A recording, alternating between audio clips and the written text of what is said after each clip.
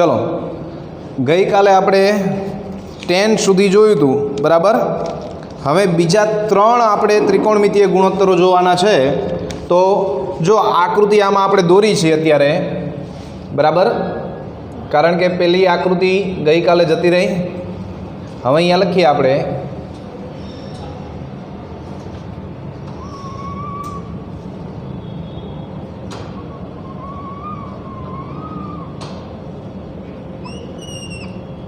त्रिकोण A B C, खूणो B काटखूणो छे। आपणे खूणा ए माटेना त्रिकोणमितीय विधेयो लीधा था। कोना माटे? खूणा ए माटे। तो खूणा ए नी आ कई बाजू थई? सामेनी बाजू बराबर, એટલે સાબા।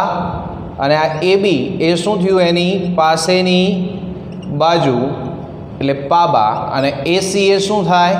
કર્ણ बराबर। हमें कोटेंजेंट चौथा नंबरનું જે છે એ कोटेंजेंट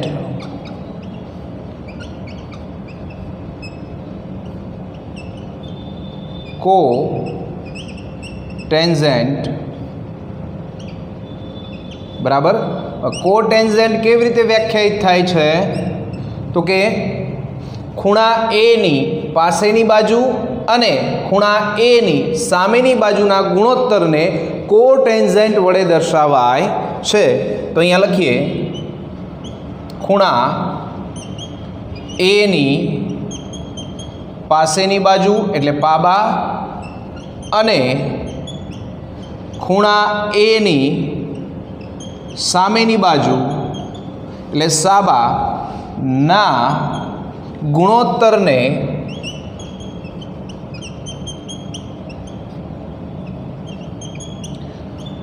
कोटेंजेंट वडे दर्शावाय छे बराबर। खूणा ए नी पासेनी बाजू अने खूणा ए नी सामेनी बाजूना गुणोत्तर ने कोटेंजेंट वडे दर्शावाय छे। हवे कोटेंजेंट ने टूंकमां कॉट वडे दर्शावाय छे। अहींया लखीए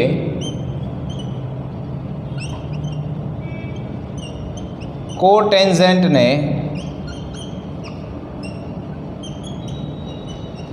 टूंकमां COT, पहला 3 अक्षर आना COT, कॉट। कोट नहीं बोलवानुं, शुं बोलवानुं? प्रोनाउंसिएशन कॉट थवुं जोईए। पहलामां सेक नहीं, सेक बराबर। तो अहींया कोटेंजेंट ने टूंकमां कॉट वडे दर्शावाय छे।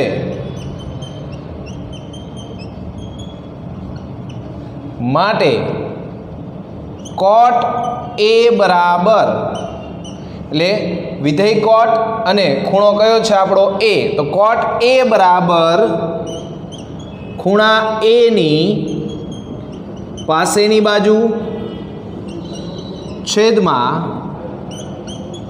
ખૂણા એ ની સામેની બાજુ। ખૂણા એ ની પાસેની બાજુ કઈ છે? એ બી। અને ખૂણા એ ની સામેની બાજુ કઈ છે? બીસી। तो अहींया बराबर लखीए ए बी ना छेदमां बीसी। समझाय आटली वस्तु? चलो हवे एना पछी 5मा नंबर पर आपणे जोईए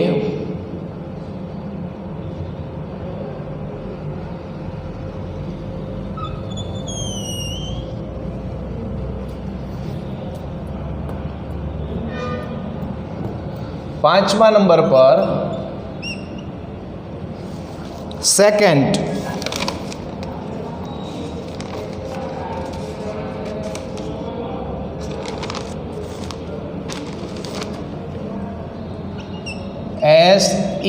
SECANT सेकेंड ड नहीं हो, ध्यान रखो बराबर। तो सेकेंड विधेय जे छे ए केवी रीते व्याख्यायित थाय छे? तो सेकेंड जे छे ए खूणा ए माटे छे एटले कर्ण अने खूणा ए नी पासेनी बाजू સેકન્ડ વિધેય કેવી રીતે વ્યાખ્યાયિત થાય છે તો કે કર્ણ અને ખૂણા એ ની પાસેની બાજુના ગુણોત્તરને અહીંયા લખીએ કર્ણ અને ખૂણા એ ની પાસેની બાજુના ગુણોત્તરને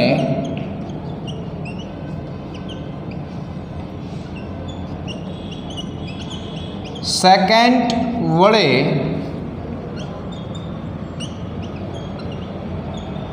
દર્શાવાય છે.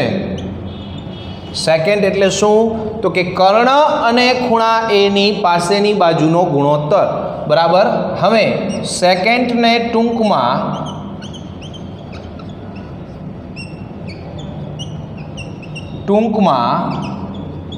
પહેલા 3 અક્ષરો SEC એટલે સેક વડે દર્શાવાય છે. સેકન્ડને ટૂંકમાં સેક વડે દર્શાવાય છે. હવે ખૂણો આપણો એ છે તો માટે સેક એ બરાબર કર્ણના છેદમાં ખૂણા એ ની પાસેની બાજુ. કર્ણના છેદમાં ખૂણા એ ની પાસેની બાજુ. કર્ણ કયો છે AC અને પાસેની બાજુ કઈ છે AB. તો AC ના છેદમાં AB. બરાબર. હવે છઠ્ઠા નંબર પર આપણે જોઈએ અને આપણું છેલ્લું વિધેય કોસેકન્ટ. શું લખીએ કોસેકન્ટ.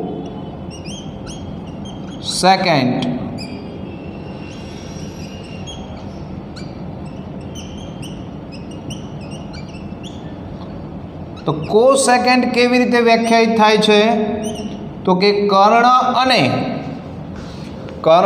અને ખૂણા એ ની સામેની બાજુના ગુણોત્તરને કર્ણ અને ખૂણા એ ની સામેની બાજુના ગુણોત્તરને કોસેકન્ટ વડે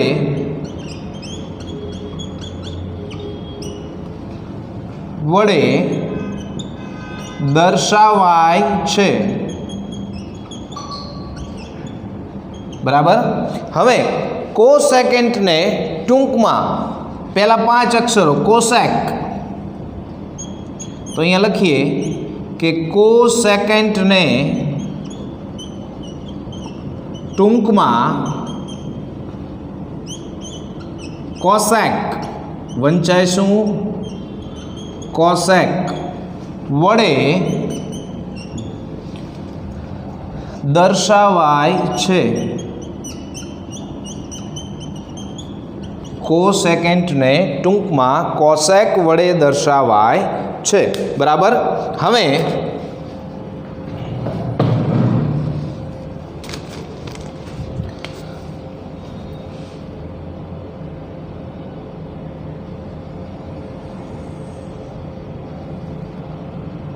માટે કોસેક એ બરાબર વિધેય કોસેક છે અને ખૂણો કયો છે આપણો એ. તો કોસેક એ બરાબર કર્ણના છેદમાં ખૂણા એ ની સામેની બાજુ.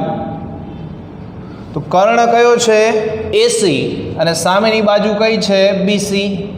તો AC ના છેદમાં BC. બરાબર.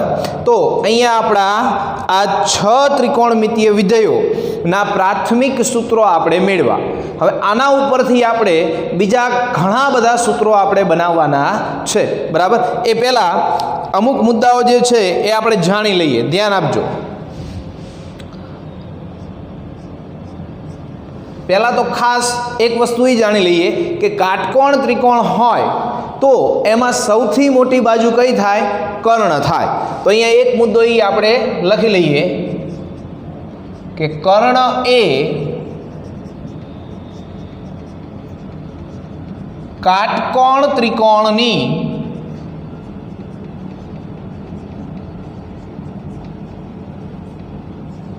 સૌથી મોટી બાજુ છે. કર્ણ એ કાટકોણ ત્રિકોણની સૌથી મોટી બાજુ છે. તો હવે આપણે એટલું વિચારો કે બે વિધેયો છે સાઇન અને કોસ, સાઇન અને કોસ, બરાબર. તો એનું સૂત્ર શું હતું? તો કે સામેની બાજુ છેદમાં કર્ણ, પાસેની બાજુ છેદમાં કર્ણ. તો બંનેના છેદમાં શું આવે છે? કર્ણ. અને કર્ણ એ કેવી બાજુ છે? સૌથી મોટી બાજુ. એટલે છેદ કેવો થયો? સૌથી મોટો, બરાબર. તો અંશ નાનો હોય અને છેદ મોટો હોય તો એનું મૂલ્ય કેવું મળે આપણને? તો કે 1 કરતાં નાનું. કેવું મળે? 1 કરતાં નાનું, બરાબર. એ પહેલા એક મુદ્દો આપણે લખી લઈએ કે તમામ ત્રિકોણમિતીય ગુણોત્તરોની કિંમત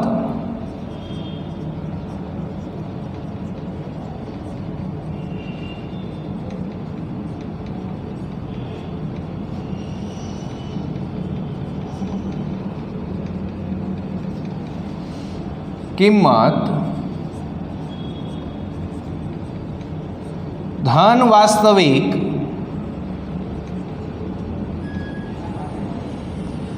સંખ્યા હોય છે.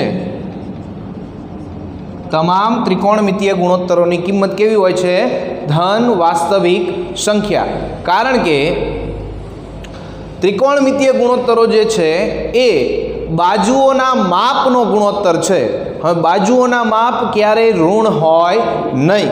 એટલા માટે આપણે અહીંયા એક મુદ્દો લખો કે ત્રિકોણમિતીય ગુણોત્તરોની કિંમત ધન વાસ્તવિક સંખ્યા હોય છે, બરાબર.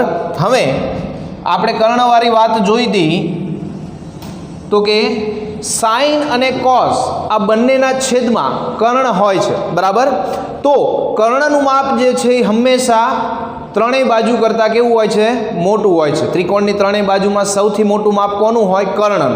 તો જો છેદમાં મોટી કિંમત હોય અને અંશમાં નાની કિંમત હોય તો એનો જવાબ કેવો મળે? તો કે 1 કરતાં નાનો. તો આના ઉપરથી આપણે એવું લખી શકીએ કે અહીં સાઇન અને કોસની કિંમત હંમેશા 1 કરતાં નાની હોય છે. ખાલી જગ્યા ખરા ખોટામાં પૂછાઈ શકે. ધ્યાન રાખવાનું હોય, યાદ રાખવાનું કે સાઇન અને કોસની કિંમત હંમેશા 1 કરતાં નાની હોય છે. કેમ 1 કરતાં નાની હોય? તો કે એનો જે ગુણોત્તર છે એ ગુણોત્તરમાં સાઇનના ગુણોત્તરમાં સામેની બાજુના છેદમાં કર્ણ, કોસમાં પાસેની બાજુના છેદમાં કર્ણ. એટલે જે છેદ છે એ કેવો હોય છે? મોટો. છેદ મોટો હોય, બરાબર, તો એની કિંમત કેવી મળે? 1 કરતાં નાની. અને જો અંશ મોટો હોય તો એની કિંમત કેવી મળે? 1 કરતાં વધુ. તો એવા બીજા બે વિધેયો છે સેક અને કોસેક. જો સેકમાં જોવો જોઈએ, અંશમાં કર્ણ છે અને છેદમાં પાસેની બાજુ, બરાબર. કોસેકમાં તો કે અંશમાં કર્ણ અને સેકમાં સામેની છેદમાં સામેની બાજુ, બરાબર. તો જેમાં અંશ મોટો હોય અને છેદ નાનો હોય તો એનું મૂલ્ય હંમેશા કેવું હોય? 1 કરતાં મોટું. તો બીજા બે વિધેયો કયા થાય? તો કે અહીંયા લખીએ તથા કોસેક અને સેકની કિંમત હંમેશા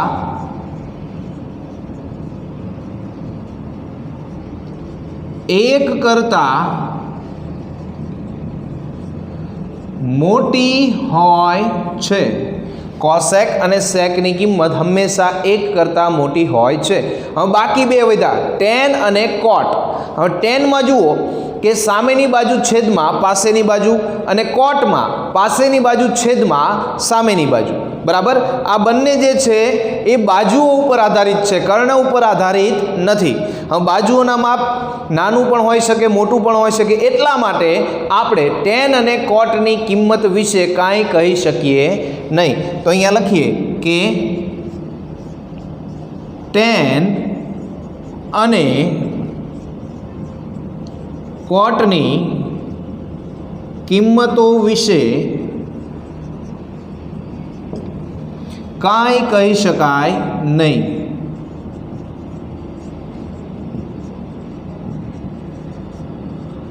આમાં કોઈ એવું ફિક્સ ના હોય કે ટેનની કિંમત વધુ જ હોય અને કોટની કિંમત ઓછી જ હોય, બરાબર. કારણ કે એ બંને કોનો ગુણોત્તર છે?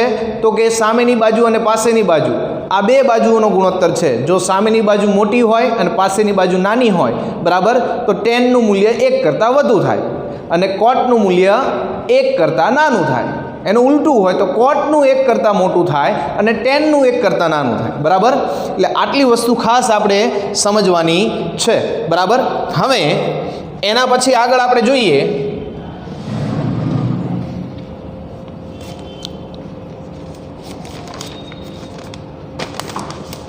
બીજા 2-3 મુદ્દાઓ આપણે સમજવાના છે.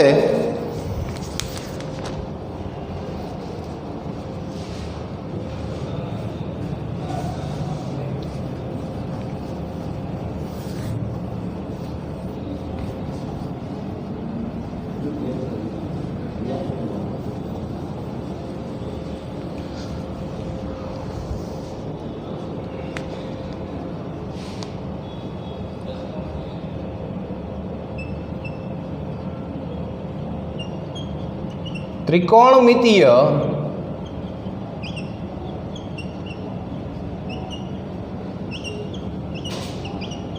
ગુણોત્તરોમાં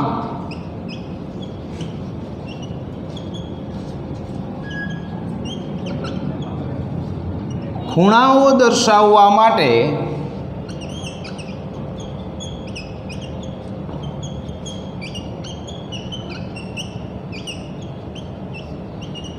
ગ્રીક અક્ષરો, આ પહેલો સિમ્બોલ છે, આને શું કહેવાય? થીટા, અને આલ્ફા. ગ્રીક અક્ષરો થીટા, આલ્ફા, પછી બીટા,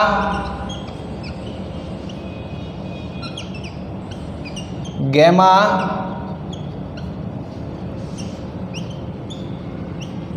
ફાઈ વગેરે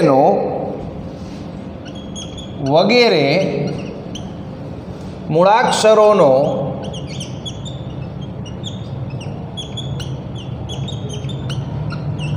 ઉપયોગ થાય છે.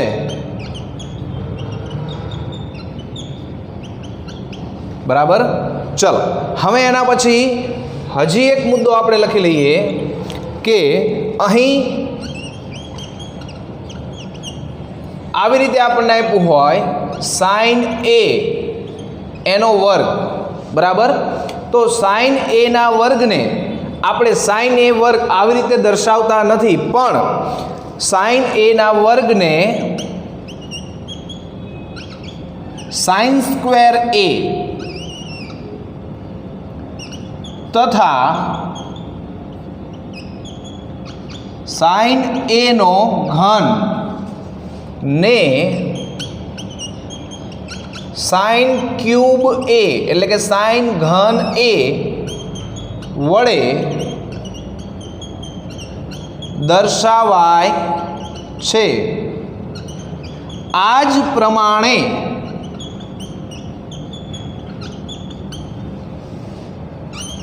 બધા ત્રિકોણમિતીય ગુણોત્તરો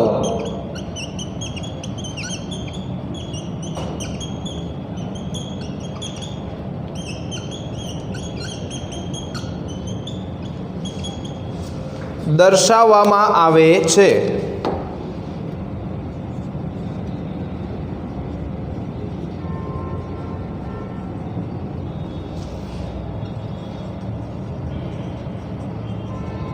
બરાબર. જો sin a આનો વર્ગ આપેલો હોય તો તમને ટેક્સ્ટ બુકમાં આવી રીતે નહીં આપ્યું હોય, તમને શું આપ્યું હશે? sin square a. એવી જ રીતે cos a આખાનો વર્ગ લખવો હોય તો એને શું લખવું છે? cos સ્ક્વેર a બરાબર. એવી જ રીતે બધા જ ત્રિકોણમિતીય ગુણોત્તરોને દર્શાવવામાં આવે છે બરાબર.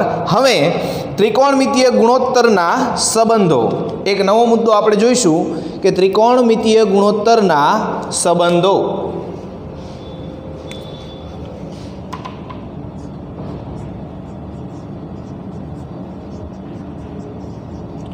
ત્રિકોણમિતીય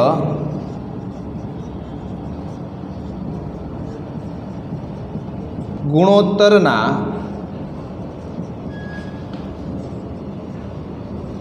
સંબંધો.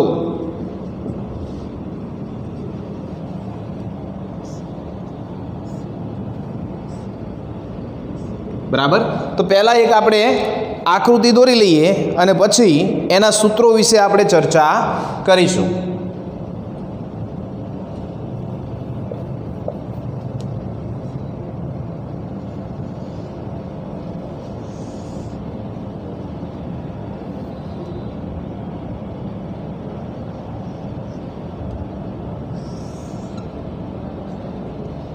અહીંયા ખૂણો બી કાટખૂણો રાખીએ, અહીંયા ખૂણો એ અને અહીંયા ખૂણો સી બરાબર. અહીંયા લખીએ કે ત્રિકોણ ABCમાં ખૂણો બી બરાબર 90 તથા ખૂણો એ બરાબર થીટા આપણે લઈએ. ખૂણાનું માપ શું લીધું આપણે? થીટા. અહીંયા આપણે ઉલ્લેખ કર્યો ને થીટા, તો ખૂણો આપણે લીધો થીટા બરાબર. તો આ થીટા માટે આપણે 6 ત્રિકોણમિતીય ગુણોત્તરો જોઈએ બરાબર. તો આ થીટાની કઈ બાજુ થાય? BCA સામેની બાજુ. આ AC એ શું થવાનું? કર્ણ. અને આ AB એ શું થાય? થીટાની પાસેની બાજુ બરાબર. આ AB એ શું થાય? થીટાની પાસેની બાજુ બરાબર. હવે અહીંયા આપણે 6 ત્રિકોણમિતીય ગુણોત્તરો લખીએ અને પછી એના આપણે સંબંધ જોઈશું કે એ બધા વચ્ચે શું સંબંધ આપેલો છે આપણને.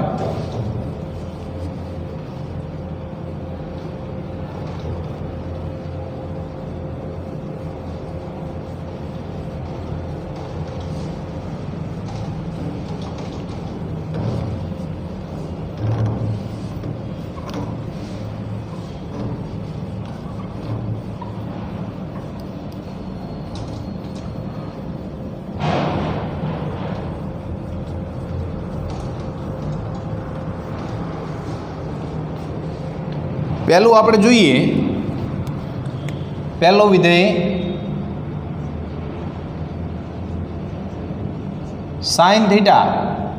તો સાઇનનું શું સૂત્ર છે? જે ખૂણો આપ્યો હોય એની સામેની બાજુ. તો થીટા આપ્યો હોય તો થીટાની સામેની બાજુ છેદમાં કર્ણ. પણ હવે આપણે એવું નથી લખતા, ડાયરેક્ટ અહીંયા લખીએ છીએ સામેની બાજુ છેદમાં કર્ણ. સમજાય? તો સામેની બાજુ કઈ છે? થીટાની. તો કે BC ના છેદમાં AC. તો અહીંયા લખીએ BC ના છેદમાં AC. બીજા નંબર પર cos થીટા. તો cosનું સૂત્ર શું છે? પાસેની બાજુ છેદમાં કર્ણ. તો પાસેની બાજુ છેદમાં કર્ણ. પાસેની બાજુ કઈ છે? તો પાસેની બાજુ છે AB અને કર્ણ કયો છે? તો કે AC બરાબર. ત્રીજું આપણે લખીએ tan થીટા. તો tan નું સૂત્ર શું છે? તો કે સામેની બાજુ છેદમાં પાસેની બાજુ. તો સાબાના છેદમાં પાબા એટલે પાસેની બાજુ. સામેની બાજુ કઈ છે? BC. પાસેની બાજુ કઈ છે? AB બરાબર. હવે ચોથા નંબર પર આપણે લખીએ કોસેક થીટા. તો કોસેક થીટામાં શું હતું? કર્ણના છેદમાં સામેની બાજુ. કર્ણના છેદમાં સામેની બાજુ. કર્ણ કયો છે? AC. સામેની બાજુ કઈ છે? BC. પાંચમા નંબર પર આપણે લખીએ સેક થીટા. તો સેકનું સૂત્ર શું હતું? તો કે કર્ણના છેદમાં પાસેની બાજુ. હવે કર્ણ કયો છે? એસી. પાસેની બાજુ કઈ? AB. બરાબર. છઠ્ઠા નંબર પર આપણે લખીએ કોટ થીટા. તો કોટનું સૂત્ર શું હતું? તો કે પાસેની બાજુ છેદમાં સામેની બાજુ. બરાબર. પાસેની બાજુ કઈ છે? AB. સામેની બાજુ કઈ? BC. બરાબર. હવે જો અહીંયા આપણે 6 સૂત્રો લખ્યા છે. હવે આ 6 સૂત્રો વચ્ચે કેવો સંબંધ છે એ આપણે જાણીએ. ધ્યાન આપજો. અહીંયા આ સાઇનનું મૂલ્ય જુઓ, BCના છેદમાં AC. બરાબર. તો અહીંયા કોસેકનું મૂલ્ય જુઓ, ACના છેદમાં BC. એકબીજાનું વ્યસ્ત છે ને, ઉલટું. બરાબર. એવી રીતે અહીંયા કોસનું મૂલ્ય જુઓ, ABના છેદમાં AC. તો અહીંયા સેકનું મૂલ્ય જુઓ, ACના છેદમાં AB. તો આ બંને પણ એકબીજાના વ્યસ્ત, સાઇન અને કોસેક વ્યસ્ત, કોસ અને સેક વ્યસ્ત. એવી જ રીતે ટેનનું જુઓ કે આ BCના છેદમાં AB. અહીંયા કોટનું જુઓ, ABના છેદમાં BC. આ પણ એકબીજાના વ્યસ્ત. સમજાય? તો અહીંયા આપણે એક બીજો મુદ્દો લખી દઈએ કે અહીં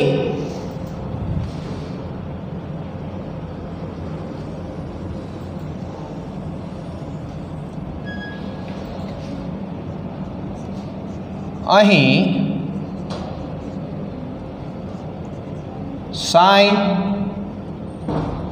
કોસ અને ટેન એ અનુક્રમે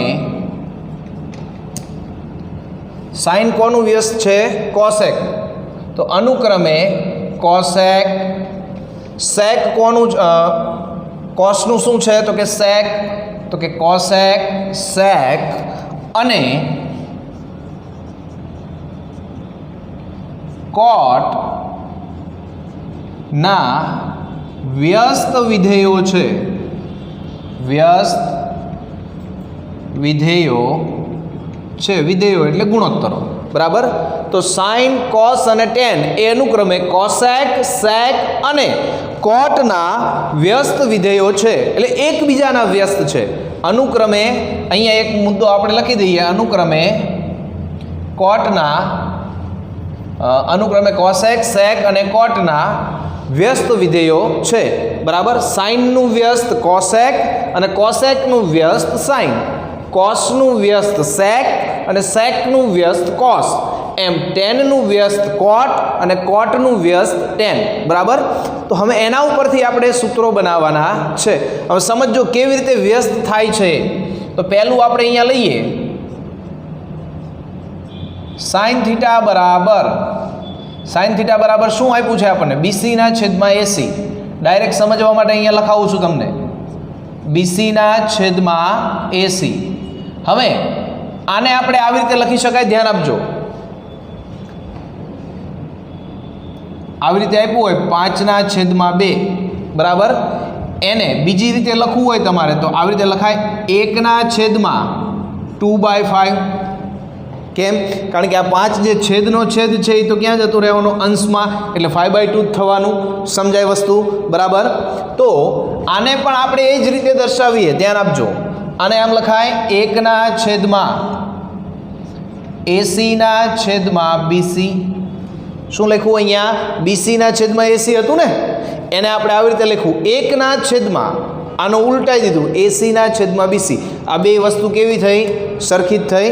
હવે ACના છેદમાં BC એ કોની કિંમત છે? તો કે કોસેકની. તો બરાબર આપણે આવું લખાય કે 1ના છેદમાં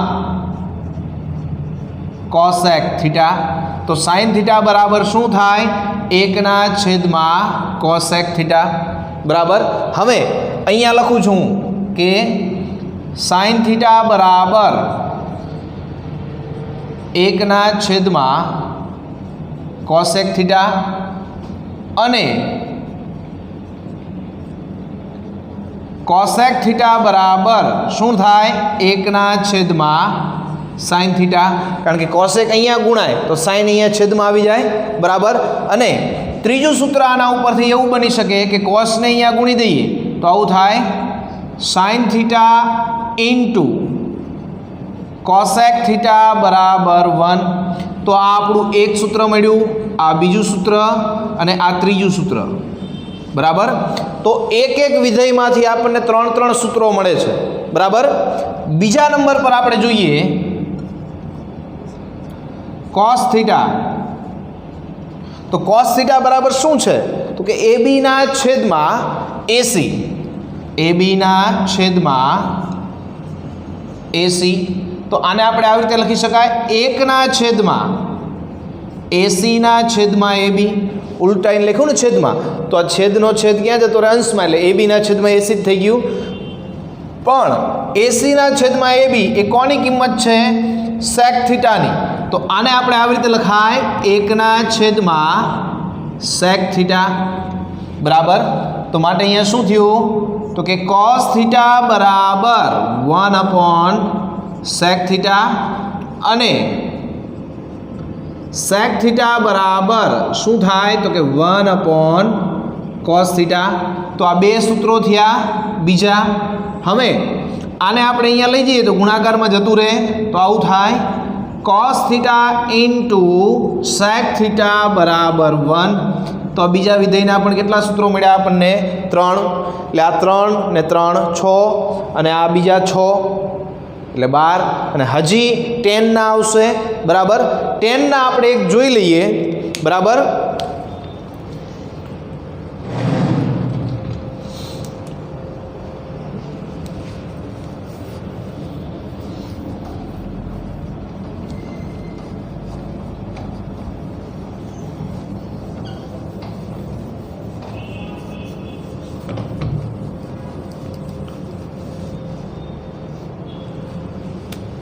અહીંયા લખીએ ત્રીજા નંબર પર tan થીટા બરાબર. તો tan થીટાનું સૂત્ર શું છે? સામેની બાજુ છેદમાં પાસેની બાજુ, એટલે BC/છેદમાં AB. તો આપણે અહીંયા આમ લખાય BC/છેદમાં AB. તો એને આમ લખવું હોય 1/છેદમાં, તો શું લખાય? તો કે AB/છેદમાં BC. હવે AB/છેદમાં BC એ કોનું સૂત્ર છે? તો કે કોટ થીટાનું. તો આને 1/કોટ થીટા લખાય, 1/કોટ થીટા. માટે અહીંયા શું થઈ ગયું? tan થીટા બરાબર 1/કોટ થીટા અને કોટ થીટા બરાબર શું થાય? કે 1/tan થીટા. પછી આ કોટને અહીંયા લઈ જાઓ એટલે ગુણાકારમાં જતું રહે. તો tan થીટા ઇન્ટુ કોટ થીટા બરાબર 1. તો પાછા આના 3 સૂત્રો મળ્યા, 1 2 અને 3, બરાબર. હવે એના પછી આપણે બીજા tan અને કોટના અગત્યના સૂત્રો જે છે એ આપણે જોઈએ. તો tan થીટા બરાબર થાય શું? સામેની બાજુ છેદમાં પાસેની બાજુ, આવું થાય ને. હવે આપણે અહીંયા આવી રીતે લખાય સામેની બાજુ છેદમાં કર્ણ અને પાસેની બાજુ છેદમાં કર્ણ. અહીંયા આપણે શું કર્યું? બંને બાજુ અંશ અને છેદ બંનેને કર્ણ વડે ભાગી દીધા. અંશ અને છેદ બંનેને શું કર્યું? કર્ણ વડે ભાગ્યા. તો સામેની બાજુ છેદમાં કર્ણ એટલે શું થઈ ગયું? Sine theta. પાસેની બાજુ છેદમાં કર્ણ એટલે શું થઈ ગયું? Cos theta. તો માટે અહીંયા tan થીટા બરાબર બીજું સૂત્ર શું થાય? તો કે સાઇન થીટાના છેદમાં કોસ થીટા. આ સૂત્ર થયું. આ જ પ્રમાણે કોટ થીટા બરાબર શું થાય? તો કોટ થીટા એટલે આનું વ્યસ્ત થઈ ગયું. તો કોટ થીટા બરાબર શું થાય? કોસ થીટાના છેદમાં સાઇન થીટા, બરાબર. એવી જ રીતે તમે આના ઉપરથી ઘણા બધા સૂત્રો બનાવી શકો, પણ આપણે આ બે સુધી રાખીએ. આ સાઇનને આ બાજુ લઈ જાઓ તો cot ઇન્ટુ સાઇન બરાબર કોસ, આ કોસને આ બાજુ લઈ જાઓ તો ટેન ઇન્ટુ કોસ બરાબર સાઇન. સમજાય? આવી રીતે તમે અઢળક સૂત્રો બનાવી શકો, પણ આનો ઉપયોગ તમને કરતા આવડતો હોવો જોઈએ. ખાસ આ સૂત્રો તો યાદ રાખવાના જ છે. મુખ્ય તમારા પહેલું, બીજું, ત્રીજું, ચોથું, પાંચમું, છઠ્ઠું આ સૂત્રો યાદ રહે તો એના વ્યસ્ત તમને યાદ રહેવા જોઈએ. સાઇનનું વ્યસ્ત કોસેક, કોસનું વ્યસ્ત સેક અને ટેનનું વ્યસ્ત કોટ. બરાબર? વ્યસ્ત સૂત્રો ઉપરથી પાછા બીજા ઘણા બધા સૂત્રો બને અને આ બે સૂત્રો અગત્યના, ટેન થીટા બરાબર સાઇન થીટા છેદમાં કોસ થીટા અને કોટ થીટા બરાબર કોસ થીટા છેદમાં સાઇન થીટા. બરાબર? બીજી એક વસ્તુ કે અત્યારે મેં જે તમને આ બધું લખાયું છે, આજ ભણાવેલું જે છે એ બધાની હું તમને PDF મોકલીશ. બરાબર? એટલે કોઈ પણ પ્રકારની ચિંતા કર્યા વગર એ બધા જ સૂત્રો વ્યવસ્થિત લખેલા તમને હું મોકલીશ. એ તમારું આજનું હોમવર્ક રહેશે, પ્લસ ફેરબુક બનાવવાની. બરાબર? બરાબર? તો આજે આપણે અહીં સુધી રાખીશું.